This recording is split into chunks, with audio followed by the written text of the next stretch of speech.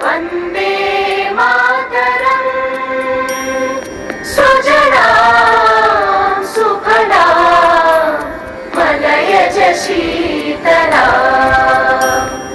सस्यश्यामलां मातरं वन्दे मातरम् शुभ्रज्योत्स्ना पुलकितयामिनी। निर्भीक, निष्पक्ष, सच व असरदार, आपका सहयोग हमारा प्रयास। स्थानीय व क्षेत्रीय सूचनाओं का एकमात्र संगम टॉप 5। वन्दे मातरम् वन्दे मातरम्।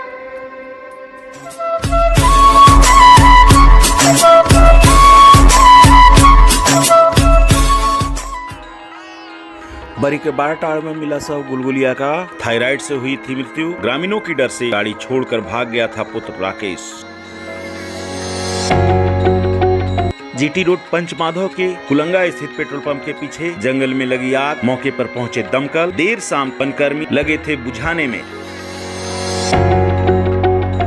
हजारीबाग जिला में कोरोना के संक्रमित मरीजों की संख्या को देखते हुए उपायुक्त ने किया अस्पताल नियंत्रण कक्ष गठित। एसडीओ बरी अस्पताल बेड मैनेजमेंट एवं कार्यपालक दंडाधिकारी सुनील कुमार सिंह होंगे नियंत्रण कक्ष नोडल अधिकारी।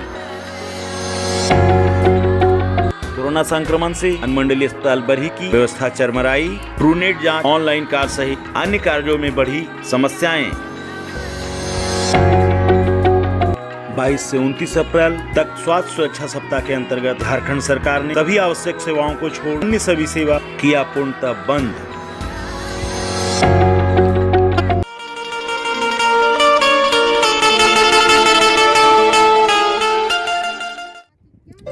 सोमवार को बरही पूर्वी पंचायत अंतर्गत बाराटाड़ स्थित शमशान घाट में अज्ञात शव दफनाने का मामला प्रकाश में आया था। इसे लेकर तरह तरह की चर्चाएं चल रही थी। इस संबंध जानकारी के लिए जुटे टॉप 5 की टीम ने पता किया कि उक्त शव महाराष्ट्र नागपुर की गुलगुली कुलदीप सिंह पिता सुबेदार सिंह की थी। यह गुलगुलिया परिवार पिछले कई दिनों से तिलैया रोड स्थित ओवरब्रिज के सामने वाले मैदान में सब परिवार रह रहा था। इसकी पत्नी जुगी सिंह ने बताया कि उसका पति पिछले 10-15 वर्षों से थायराइड से पीड़ित था, जिसका इलाज महाराष्ट्र से चल रहा था। परंतु कुछ दिन पूर्व उसकी तबीयत ज्यादा खराब हो गई, जिसका इलाज बरही के स्थानीय डॉक्टर मोहम्मद इब्रार के नर्सिंग होम में कराया गया, परंतु स्थिति में सुधार नहीं हुई और सोमवार को उसकी मृत्यु हो गई। उसे दफनाने के लिए कुछ स्थानीय लोगों की मदद से उसका बेटा राकेश बाराटाड़ स्थित शमशान घाट में लाया था। दफनाने के क्रम ग्रामीणों के द्वारा विरोध करने के कारण शमशान घाट पर अपनी गाड़ी छोड़ भाग गया था। जानकारी मंगलवार को मृतक की पत्नी जुगी सिंह, बहन माया देवी और पुत्र राकेश ने दी। वे सब रस्म पूजा करने के लिए उक्त स्थल पर आए थे। उन्होंने बताया रात में किसी ने हमारी गाड़ी की बैटरी चोरी करने की प्रयास किया है, जिसे निकाल कर बोनट पर रखा हुआ, साथ ही बैटरी का सारा तेल चक्कू के द्वारा सड़क पर फेंक। मौके पर गुलगुलिया परिवार ने बताया कि मेरा आदमी का नाम कुलदीप सिंह है। उसको कम से कम 12 साल से वो थोड़ा थोड़ा प्रॉब्लम था थायराइड का। उसका इलाज मैंने उसी टाइम पे किया था। तो गोली दवा था मेरे पास महाराष्ट्र का लिया हुआ, तो वो कभी खाता था कभी नहीं खाता था, दारू की वजह से। इसके लिए ऐसे ही करता रहा, कोई इलाज पानी नहीं किया। जो एक गोली लिख के दिया था वही झगड़ा करके कभी मैं खिला देती थी उसको, नहीं तो अपने मन से कभी खाता नहीं था। ज्यादा वो दारू ही पीता था। करता करता इतना ही ज्यादा इधर थोड़ा बढ़ गया उसको। खाना मुंह पूरा ऐसा फूला फूला सा हो गया इधर से। फिर बोलने लगा कि चलो डॉक्टर के पास।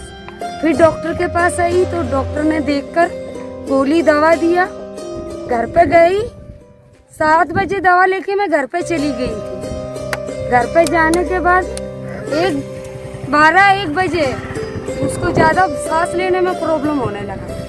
वही उससे फिर उसको हार्ट बोल रहे थे डॉक्टर लोग के हार्ट का भी प्रॉब्लम है इसको, तो उसी ने उसका डेथ हो गया। इसका इलाज कहाँ करवा रहे थे आप? यही बरई वाले डॉक्टर के पास। हाँ। अच्छा, तो उसने गोली दवा दिया था।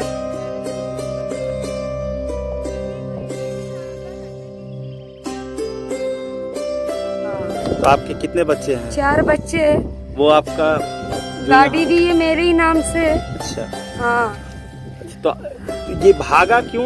भागा इसलिए भैया कि हम बाहर के, अब ये लड़का ही है मेरा, अभी इतना बड़ा क्या नाम है तुम्हारा? राकेश सिंह। क्यों भाग गया था? हम बाहर के रहने वाले बाहर हैं के जरा, रहने वाले हैं, इधर रखने नहीं देगा कोई। डर से भाग हाँ, गया। डर के मारे। नहीं रांची से नहीं, यहीं से लेके आए।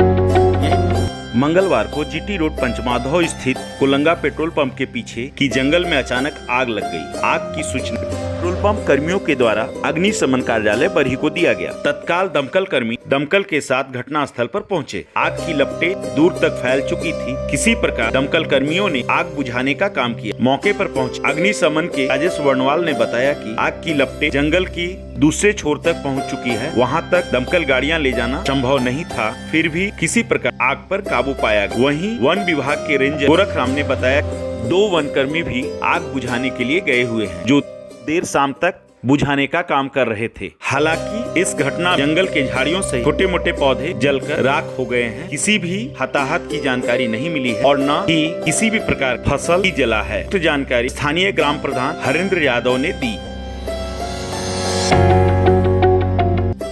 हजारीबाग में कोरोना के बढ़ते संक्रमण को देखते हुए जिला प्रशासन के द्वारा उपायुक्त के निर्देश पर अस्पताल नियंत्रण कक्ष का गठन किया गया है, जिसके माध्यम से सभी सरकारी एवं निजी अस्पतालों के बेड व्यवस्था पर निगरानी रखी जाएगी। इसके लिए उपायुक्त आदित्य कुमार रंजन के निर्देश पर बरही एसडी डॉक्टर कुमार ताराचंद को अस्पताल बेड नियंत्रण एवं कार्यपालक दंडाधिकारी सुनील कुमार सिंह को नियंत्रण कक्ष के नोडल पदाधिकारी नियुक्त किया गया है। इस संबंध में जिला प्रशासन के द्वारा बेड की उपलब्धता से संबंधित जानकारी के लिए 2 अलग-अलग दूरभाष संख्या जारी की गई है। कोई भी व्यक्ति 06546270044 एवं 270045 पर बेड से संबंधित जानकारियां ले सकते हैं।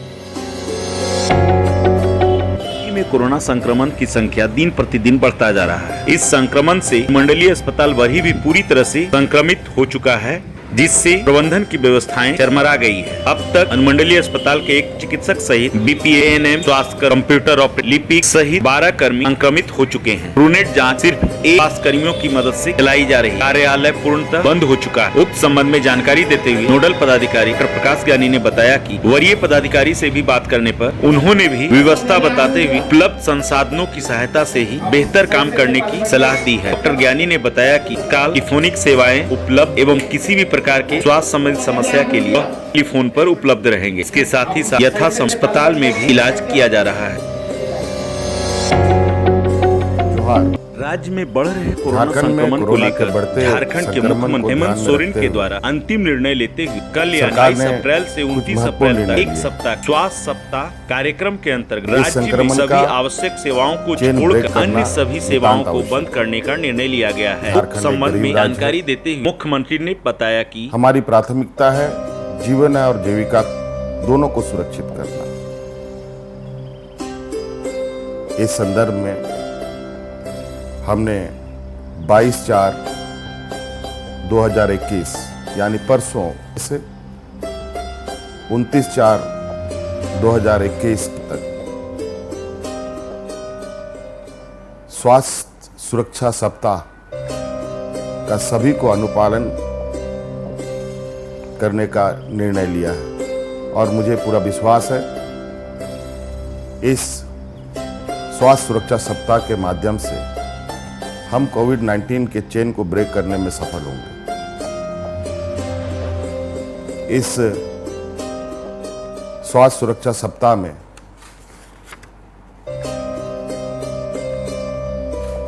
जो चीजें बंद होंगी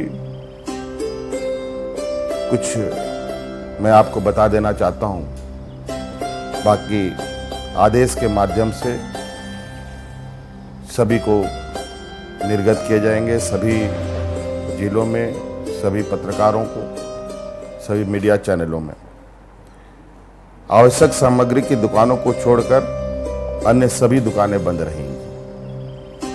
भारत सरकार, राज्य सरकार तथा निजी क्षेत्र के चिन्हित कार्यालय को छोड़कर सभी कार्यालय बंद रहेंगे। कृषि, उद्योग, निर्माण एवं खनन कार्य की गतिविधियां चलती रहेंगी। धार्मिक स्थल खुले रहेंगे, परंतु श्रद्धालुओं का उपस्थिति में प्रतिबंध लगी रहेगी।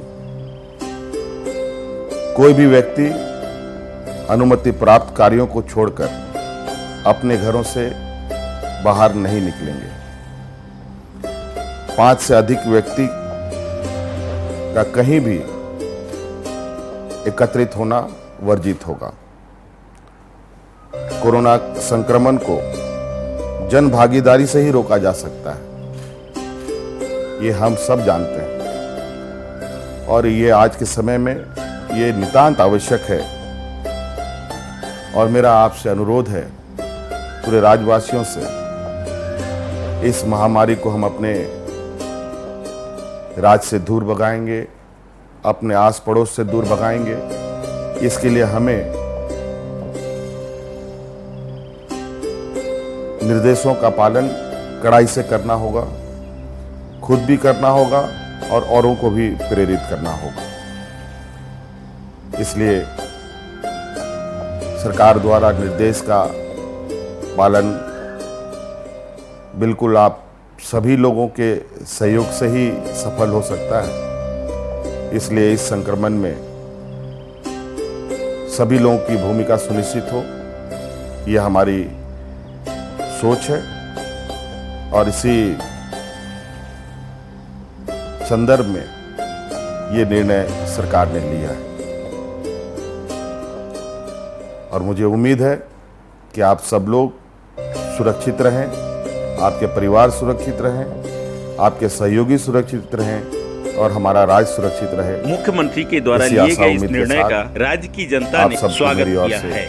पुनः बहुत बहुत धन्यवाद।